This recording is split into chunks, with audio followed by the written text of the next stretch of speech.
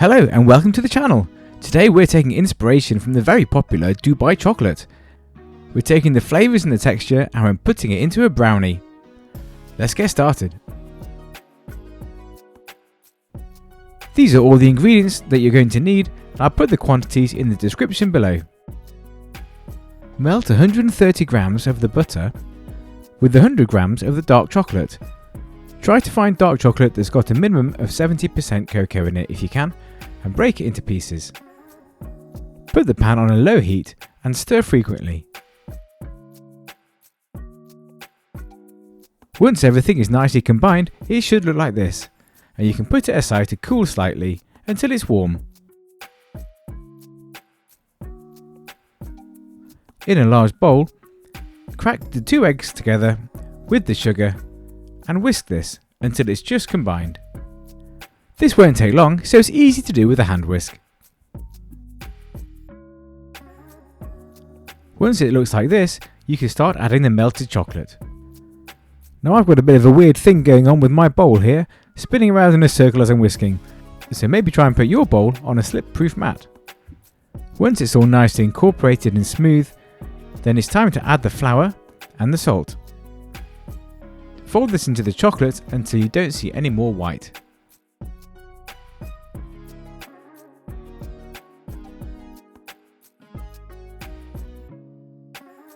If you haven't already, prepare your tin ready for the mixture. Spread the tin with butter, or paint it if you're using melted butter like me, and then cut some greaseproof paper to fit, making sure that it goes fully up the sides.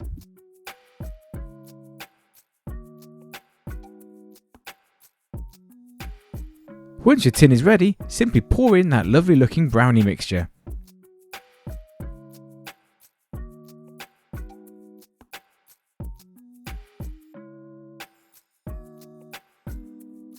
Give the tin a little move around to make sure all the mixture is nice and flat, and then pop it in the oven. The oven should be preheated to 180 degrees C, which is 160 degrees fan. After about 15 minutes, this should be done. You should see a little bit of a crust forming on top. The brownie mixture needs to cool for at least 10 minutes, so it's time to move on to our Filo pastry. All we need to do is melt the remaining 40 grams of butter and spread it over the Filo pastry. Put each sheet on its own baking tray, and they will need to go into the oven at 200 degrees C, which is 180 fan, for about 5 minutes until nicely golden. We're using this as an alternative to kadayif, but if you're really pushed for time, you can even use some crushed up shredded wheats. Now while I'm putting them in the oven, it's a great time just to say please subscribe to our channel and like this video if you enjoy it. We're really trying to get the views up for these videos, so also if you can share it with your friends, that would be wonderful. Thanks a lot. Now after 5 minutes, don't forget to check on your pastry. It's very easy to burn this because it only takes such a short time to cook. It should look like this.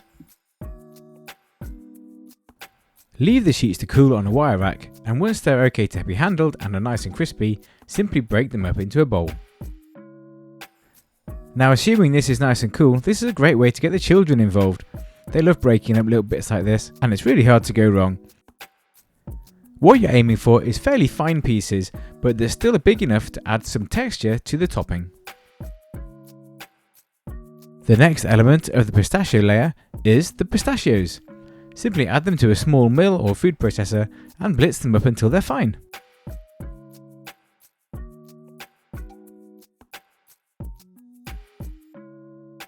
You are aiming for this sort of texture. Add these pistachios to the crumbled pastry, saving a few tablespoons for later. The last ingredient for the pistachio layer is the pistachio cream. Now this is fairly widely available now, I just got this from the supermarket. Mix all these ingredients together, but if you find that your cream is a bit too thick or too hard to mix in, then you may find this top tip helpful. Just put it in the microwave for a few seconds. Be careful though, because you don't want to melt it, you just want to loosen it up. The next element of our chocolate brownie is the chocolate layer. In exactly the same way as before, melt together the butter and the chocolate. I even used the same pan as before to save on washing up. While that's melting, add the pistachio layer to the brownies and spread out to a nice even layer. By the time you've done this, the chocolate should be melted together. So just spread this chocolate over the pistachios. Again, try and make it nice and even if you can. Now, do you remember those pistachios that we saved for later? Well, it's time to use them now. Just grab some handfuls and sprinkle them nice and neatly over the top. This adds a lovely finish, means you don't have to worry too much about how even your chocolate is, and adds that splash of colour. The final stage of this recipe is to fully chill the brownie before cutting. At least an hour in the fridge is what you'll need, and it's really important or you'll end up with a bit of a sloppy mess. Anyway, thank you so much for watching, and we'll hopefully see you again soon to watch more lovely recipes on Smiles Like Home Cooking.